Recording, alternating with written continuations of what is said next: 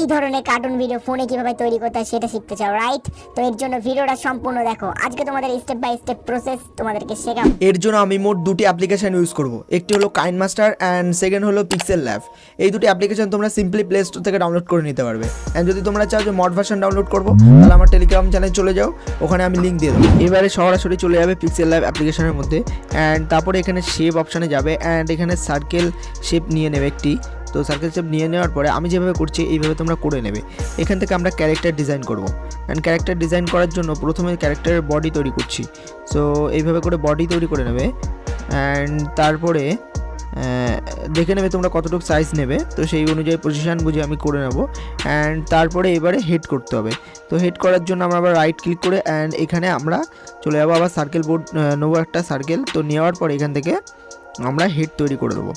And বন্ধুরা head তৈরি করার পরে আমরা চলে যাবো কালার অপশানে, অ্যান্ড কালার অপশানে গিয়ে কালার চেঞ্জ করে দেবো।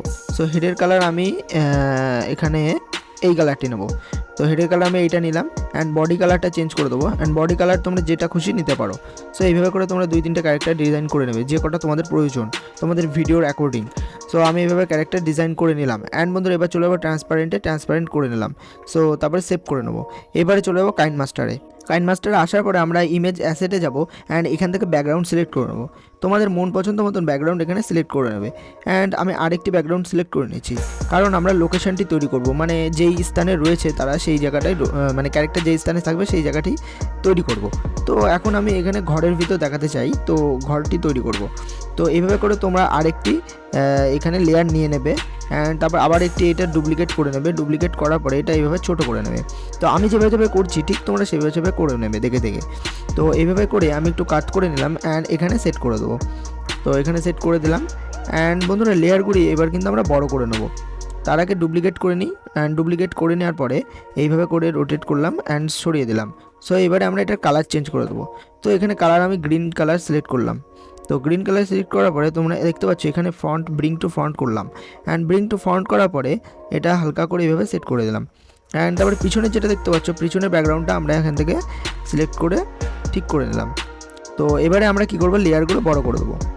এবারে এই ব্যাকগ্রাউন্ডটা একটু অ্যাট্রাকটিভ করার জন্য তোমরা এখানে উইন্ডো, তারপরে কম্পিউটার টেবিল, বিভিন্ন ধরনের ডেস্ক তৈরি করতে পারো। তো আমি এখানে একটি উইন্ডো সিলেক্ট করে নেবো।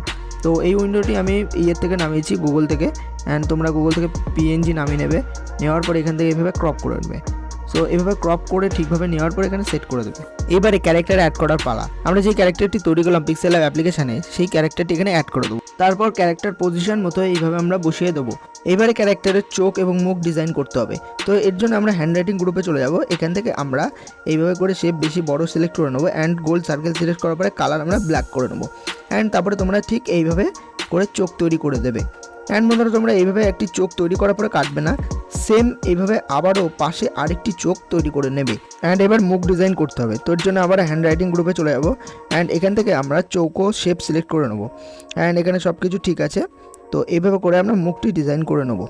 অ্যান্ড বন্ধুরা দেখতে পাচ্ছ তো ঠিক একদম পরিমাপ মতো কিন্তু আমি সিলেক্ট করে নিয়েছি। তো এবারে আমাদেরকে কি করতে হবে, এগুলোকে অ্যানিমেট করতে হবে। এখন এই চোখ মুখগুলো নড়ছে না, তো আমি এবার অ্যানিমেশন করব, তখন তোমরা দেখতে পারবে চোখ মুখগুলো নড়বে। তো এখানে তোমরা দেখতে পাচ্ছ চাবির আইকন মতো রয়েছে, তো এটাকে বলে কি ফ্রেম। এটাকে কি ফ্রেম করে তোমরা এভাবে কিন্তু চোখগুলি এইভাবে মুভমেন্ট করতে পারবে। দেন হ্যান্ড ড্রয়িং করব। এর জন্য আমরা লেয়ারে যাবো, অ্যান্ড হ্যান্ড রাইটিংয়ে যাওয়ার পরে এখান থেকে আমরা স্ট্রোক এইভাবে পুরো সিলেক্ট করে নেবো। অ্যান্ড এখানে কালার কালো আছে, ঠিক আছে। অ্যান্ড এটা সিলেক্ট করে নেবো পেন্সিল। তো তারপরে এইভাবে করে তোমরা সিলেক্ট করে তৈরি করে নেবে হ্যান্ড। তো আমি এইভাবে হ্যান্ড তৈরি করলাম, অ্যান্ড এটাকে আমরা ব্রিং টু ব্যাক করে দিলাম, তাহলে পিছনে চলে যাবে। অ্যান্ড এইভাবে কিন্তু সেট করে দেবো। অ্যান্ড সেমভাবে এটা ডুপ্লিকেট তৈরি করে নেবে, অ্যান্ড এইভাবে করে তোমরা অপর হাতটিও তৈরি করে নেবে। তো এইভাবে করে আবারও আমরা কি করব, ব্রিং টু ব্যাক করে দেবো। অ্যান্ড ক্যারেক্টারের পিছনে চলে গেল হাতটি। তো এবারে কি করতে হবে, আমাদেরকে হ্যান্ড আরেকটি তৈরি করতে হবে, মানে কোনো এর পর থেকে যে হাতের ভাগটি হয় সেই অংশটা আমরা তৈরি করব, অ্যান্ড সেটাকে মুভমেন্ট দেবো।